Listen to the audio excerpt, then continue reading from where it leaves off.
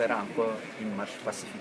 Mais nous allons soutenir les marches par d'autres actions stratégiques. Nous sommes en train de réfléchir, de savoir comment faire pour que nos droits soient respectés, que le droit du peuple de Guinée soit respecté. Nous ne battons pas pour être députés, comme contrairement, ou parce que nous ne voulons pas aller aux élections. Je suis président d'un parti. Je sais qu'aujourd'hui l'IFDG est plus forte qu'à la veille de l'élection présidentielle de 2010. Je n'ai pas peur d'aller aux élections. Mais je veux aller à des élections où les règles et les principes démocratiques sont respectés. Où c'est le peuple qui choisit ses représentants au Parlement. Et non M. Alpha Condé qui choisit, qui prend le nombre de députés qu'il veut et qu'il dise qu'il partage le reste entre l'opposition dite modérée et l'opposition dite radicale. Bon, c'est ça que nous ne voulons pas. Nous voulons que ce soit le peuple qui choisisse. Si vous votez pour RPG, qu'on comptabilise pour RPG. Si vous votez pour UFDG, qu'on comptabilise pour UFDG. C'est ça la démocratie. Il faut qu'on s'émancipe. Il faut qu'on accepte aujourd'hui, mais c'est normal, c'est légitime. Alpha s'inquiète parce qu'il sait que s'il y a des élections transparentes aujourd'hui, il ne va pas retrouver les 18% qu'il a eu au premier tour. Ça, tout le monde le sait. Bon, donc c'est ça le problème, non? Il faut maîtriser la CENI, il faut que la CENI soit à sa disposition, il faut que les élus locaux, je rappelle qu'il y a une décision importante dont vous n'avez pas mesuré la portée, il a commencé par changer tous les élus locaux pour mettre des gens du RPG. Or, dans le code électoral, ces élus locaux ont un pouvoir, une responsabilité importante dans l'organisation des élections, que ce soit dans la constitution de Karl, que ce soit dans le démembrement de la CENI et tout. Donc, M. Alpha Condé, qu'est-ce qu'il a fait? Il a pris un décret pour révoquer tous les conseillers communaux et communautaires qui n'ont refusé de faire allégeance au RPG. Et il a mis des délégations spéciales.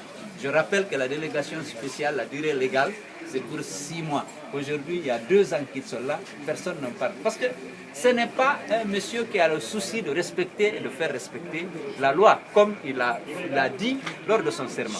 Donc, aujourd'hui, les élus locaux sont à sa dévotion. Les préfets et les sous-préfets, ça c'est dans ses prérogatives d'en nommer. Il n'a nommé que des gens du RPG. Il n'y a pas de problème. Mais c'est qu'il est allé au-delà de ses prérogatives. Il a demandé aux préfets et aux sous-préfets, aux gouverneurs de s'impliquer dans l'implantation du RPG. Et c'est ce qu'ils sont en train de faire avec un zèle, vraiment tout le monde le sait.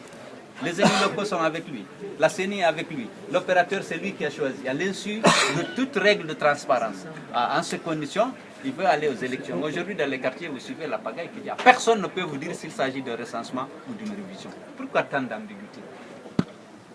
Pourquoi? Posez-vous la question. Il a choisi tout seul Weymark et Sabari, sans appel d'offres. On a contesté. On a dit non, la matière électorale est sensible. Et que l'opérateur, compte tenu du rôle qu'il a dans la gestion informatique du fichier, il ne peut pas être partisan. Et on ne sait pas pour quel motif et sur la base de quels critères Weymark et Sabari ont été choisis. On ne peut pas nous dire que c'est pour leur compétence ou pour leur autorité. C'est parce que c'est des amis du RPG. Donc on ne peut pas accepter. Tout ça, c'est réunir les conditions d'une mascarade d'élection. La destitution des élus locaux, l'appel lancé au gouverneur, préfet et sous-préfet d'aider le RPG, et l'inféodation de la CENI, le refus de procéder sans ambiguïté à une révision, tout cela constitue des atouts pour M. Alpha Condé pour organiser une mascarade. Il faut que la Guinée évolue.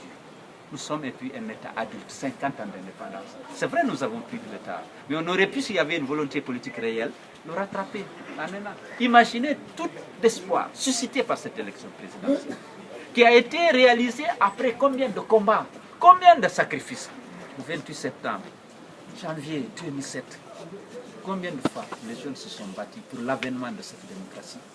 Combien de fois le peuple de Guinée a espéré qu'avec cette élection présidentielle, quel que soit l'élu, qu'on aurait assisté maintenant à l'instauration de la démocratie, des principes et des règles de l'État de droit. Malheureusement, quelle déception aujourd'hui. Il faut qu'on se lève tous pour dire non, ce n'est pas une question de pouvoir personnel ou d'un parti.